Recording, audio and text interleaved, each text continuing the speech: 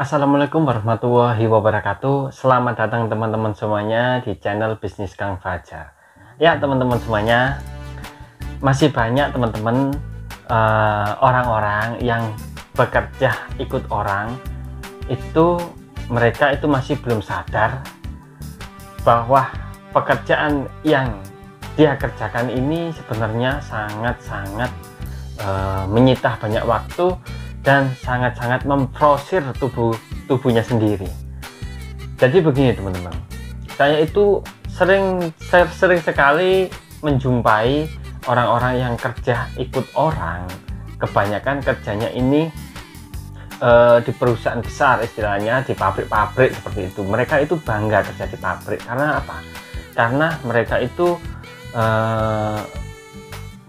kerja di pabrik itu, kebanggaan mereka itu yang pertama terkadang pada sebuah PT-nya. Sebuah PT-nya dia bekerja di perusahaan tertinggi, perusahaan asing, perusahaan Cina dan sebagainya. Mereka bangga pada perusahaannya, teman-teman. Nah, ini yang pertama. Yang kedua, teman-teman, mereka bangga kerja di pabrik itu karena apa? Yang kedua karena gajinya kalau enggak UMR ya, yang penting dia gajinya itu lebih besar dibanding kerja di toko ataupun kerja ikut orang jualan apa. Jadi itu teman-teman, mereka itu bangganya seperti itu. Dan ada lagi yang ketiga, itu kebanggaan mereka kerja di perusahaan, di pabrik ya. Di pabrik itu kebanggaannya itu, di pabrik pasti ada lemburan. Lah lemburannya ini selalu bisa dua kali lipat gajinya. Dua kali lipat gaji pokoknya itu teman-teman. Itu pasti, itu yang sangat-sangat dinantikan oleh karyawan pabrik teman-teman. Jadi lemburan itu sangat-sangat disukai, disenangi oleh karyawan pabrik. Kenapa saya bilang seperti itu? Karena saya juga dulu pernah kerja di pabrik teman-teman. Jadi seperti itu teman-teman. Tapi sayangnya saya dulu kerja di pabrik itu nggak begitu senang, nggak begitu suka dengan apa itu yang namanya lemburan. Karena kenapa? Karena saya itu ya teman-teman, ya, tipe saya dari dulu, meskipun saya dulu pernah kerja di pabrik, kalau pulang jam 4 atau jam 3 sore ya itu ya segitu, jangan ditambah-tambahin. Kalau saya dulu diikutkan lemburan, pasti saya dulu pulang-pulang itu kayak merasa kayak kecewa, sedih. Karena kenapa ya? Karena menyita banyak waktu. Meskipun pada waktu itu waktu kerja di pabrik itu, pada waktu itu saya memang belum ada kerja sampingan, belum punya penghasilan di luar atau penghasilan tambahan belum punya, tapi saya nggak menyukai seperti itu teman-teman. Karena waktu bersama keluarga, waktu bersama orang tua, adik dan teman-teman saya di kampung itu waktunya kurang lama bagi saya teman. Jadi saya cukup kerja pagi pulang sore, jangan sampai lembur malam. Jadi prinsip saya sudah seperti itu, saya tidak menyukai lemburan teman-teman. Tapi sekarang anak-anak sekarang yang kerja di pabrik itu pasti suka dengan sekali lemburan, menantikan kerja lembur karena ada sesuatu yang ingin dibeli atau sesuatu yang ingin diwujudkan. Itu pasti semua karyawan pabrik itu bangganya seperti itu teman-teman. Kamu kerja di mana? Misal ada yang tanya, kamu kerja di mana? Ini ya, saya kerja di pabrik kayu. Nah, misal seperti itu. Oh, pabrik kayu yang PT ini ya? Iya. Nah, dia bangga. Sudah ditanyain, PT-nya sudah bangga teman-teman. Gajimu UMR ya? Pasti UMR. Ya, kerja di PT. Nah, biasanya seperti itu teman-teman. Kalau PT kan biasanya UMR gajinya teman-teman. Jadi dia kebanggaannya seperti itu, sudah mempunyai nama PT dan sudah digaji segitu. Padahal teman-teman ya, padahal yang lebih bangga ini siapa? Yang lebih bangga ini sebenarnya yang punya PT. Nah, PT-nya yang didirikan ini sudah dibanggakan oleh karyawannya, kan seperti itu teman-teman. Nah, yang lebih bangga ini sebenarnya yang punya PT. Kenapa kok karyawannya malah yang lebih bangga? Kan seperti itu. Harusnya kita harus berpikir lebih luas. Jadi jangan sampai tenaga kita ini full, tenaga ekstra kita mulai pikiran sampai tenaga otot ini diperbudak sama orang-orang yang mempunyai perusahaan teman-teman. Bolehlah kita kerja untuk sementara ini di perusahaan-perusahaan seperti itu. Gak apa-apa lah, yang penting jangan sampai pikiran kita semuanya, tenaga kita semuanya diperbudak, diperalat oleh orang-orang yang semacam itu. Ini pesan saya teman-teman, karena saya dulu tidak seperti itu teman-teman. Benar, saya kerja ikut orang, tapi saya nggak mau diperbudak sama orang. Itu prinsip saya dulu. Jadi kerja saya dulu itu seperti ini teman. Saya kerja, saya kan dulu kerja di pabrik itu triplek teman-teman, di pabrik triplek. Nah, saya dulu kerjanya itu bagian packing. Jadi saya di situ sudah mengetahui apa yang saya harus kerjakan. Jadi saya masuk pabrik, masuk ruangan packing itu nggak ada yang menyuruh-nyuruh saya teman-teman.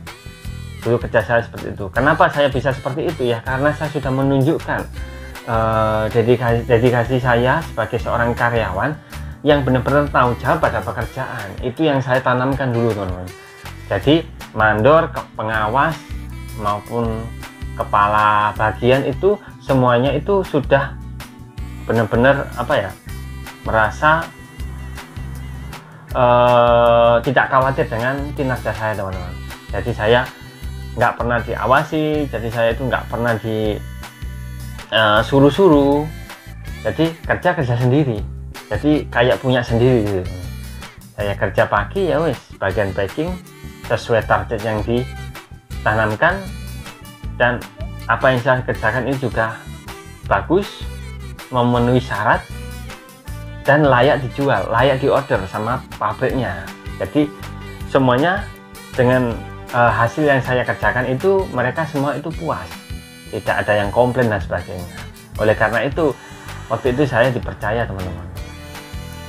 Itu memang prinsip saya seperti itu. Saya nggak mau diperbudak, saya nggak mau diperalat, saya nggak mau disuruh-suruh, tapi saya mempunyai tanggung jawab yang besar pada pekerjaan saya. Jadi seperti itu teman-teman. Ya lanjut ya dengan pembahasan yang tadi. Jadi begini teman-teman, yang saya bahas hari ini itu sebenarnya begini. Masih saja banyak yang belum sadar tentang pekerjaan yang dia kerjakan sekarang ini. Mereka itu bangga dengan lemburannya, padahal lemburan itu menyita banyak waktu. Akhirnya pikiran kita menjadi monoton, kan seperti itu. Lemburan itu bisa melelahkan, otomatis daya tahan tubuh kita itu menurun. Kalau kita memang merasa sekarang kuat, tapi suatu saat nanti kita akan mendapatkan dampak negatifnya dari seringnya kerja lemburan, apalagi yang kerjanya itu malam sampai pulang pagi teman-teman. Ini perlu kalian pikir ulang. Terus kalau ada yang bertanya, Mas gimana dong kalau saya sekarang ini saya ingin berubah, tapi sekarang ini saya sudah mempunyai anak istri, kerjanya masih di perusahaan, di pabrik, dan kerja saya ini juga sangat berat, bahkan kerja saya ini juga malam juga Mas. Terus bagaimana? Apa saya harus memutuskan resign dari pekerjaan saya? Terus kalau resign bagaimana anak istri saya? Mungkin kalian bertanya seperti itu. Ya bagaimana ya untuk menjawab sebuah pertanyaan yang seperti itu? Tapi saya punya jawaban yang sangat bijak buat kalian semuanya. Begini teman-teman, kalau kalian sudah terlanjur seperti itu, sudah mempunyai anak dan istri, pekerjaan berat, ya kalian setidaknya harus mau merintis sebuah usaha teman-teman. Nah ini merintis sebuah usaha, ini saran saya, kalian harus merintis sebuah usaha. Kalau kalian nggak mampu untuk merintis sebuah usaha, katakanlah nggak hobi lah ya, katakanlah nggak hobi, kalian hobinya dari dulu, dari keluar sekolah ya, lulus sekolah itu mungkin kalian hobinya sudah ikut orang, kerjanya ikut orang saja, jadi karyawan saja. Begini teman-teman, kalian bisa resign dari pabrik, tapi kalian harus punya channel pekerjaan yang langsung kalian dapatkan.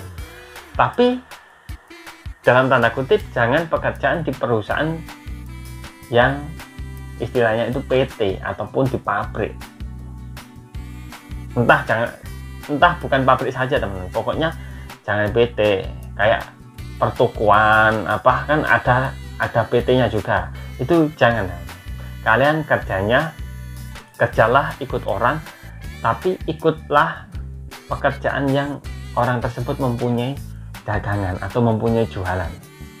Misal nasi goreng yang rame, ya kalian ikut di situ. Ataupun es jus. Nah, es jus ini juga rame, dikenal banyak orang. Lah kalian kerja ikut orang itu. Ataupun kerja ikut bakso yang sudah dikenal. Nah, kalian bisa ikut kerja seperti itu, lamar di jualan-jualan yang sudah ramai atau sudah dikenal. Ini kalian akan mendapatkan ilmu apa? Ilmu jualan, ilmu berdagang, ilmu wirausaha. Ini kalian akan mendapatkan ilmu dan jam terbang. Kalau jam terbang kalian sudah teruji, kalian bisa merintis usaha bersama istri. Mungkin kalian masih kerja di situ ya, di pedagang bakso tersebut, istri kalian di rumah ataupun di mana, coba buka kecil-kecilan resep bakso tersebut, kalian sulap, istilahnya kalian sulap menjadi sebuah pentol, bukan depot bakso tapi sebuah pentol, tapi dengan resep yang kalian tahu pada pekerjaan yang kalian kerjakan tersebut, depot bakso yang kalian kerjakan tersebut. Jadi kalian ambil ilmunya. Jadi kesimpulannya teman-teman, kesimpulannya kalian tahu, kesimpulannya saya menggiring opini kalian di sini karena kesimpulannya apa? Ini menurut saya lebih baik kalian bekerja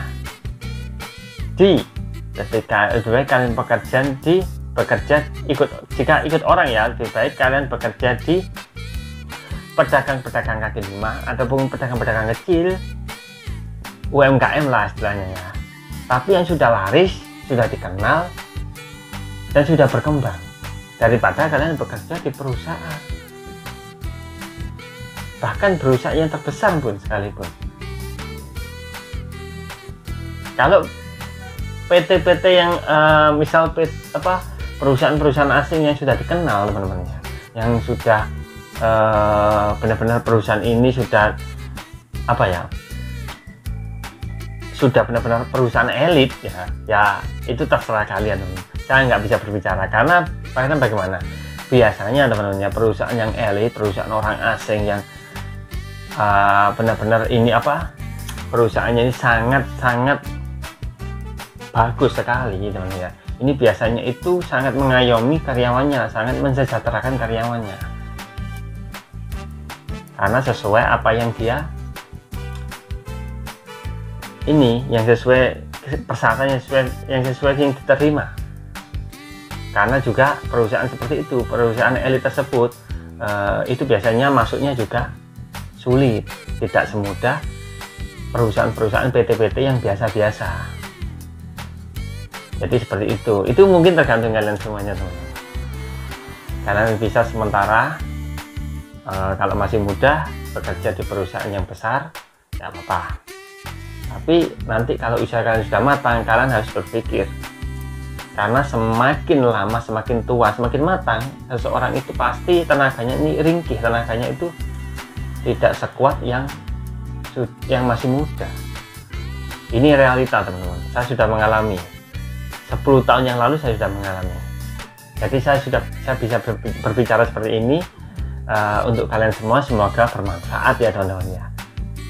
Baik, sampai di sini ini pembahasan dari saya, semoga bermanfaat buat kalian semuanya. Saya akhiri, assalamualaikum warahmatullahi wabarakatuh, salam sukses.